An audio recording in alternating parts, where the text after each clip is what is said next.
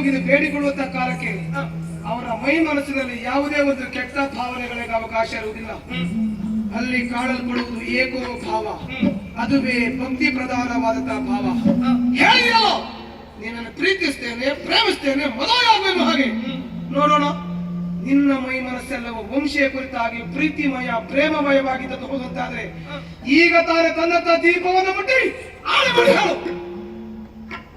ವಂಶಿ ಕಾಯೇನ ವಾಚ ಮನಸ್ಸ, ದೇಹ ಮನಸ್ಸು ಮಾತು ತ್ರಿಕರಣ ಶುದ್ಧತೆಯಿಂದ ನಾನು ನಿನ್ನನ್ನು ಆರಾಧಿಸ್ತಾ ಇದ್ದೇನೆ.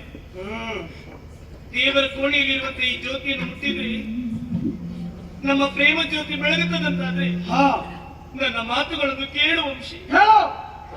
ಈ ಅಗ್ನಿಯಾಣೆಯಾಗಿ ನಾನು ನಿನ್ನನ್ನು ಪ್ರೀತಿಸುತ್ತಿದ್ದ ಸತ್ಯ.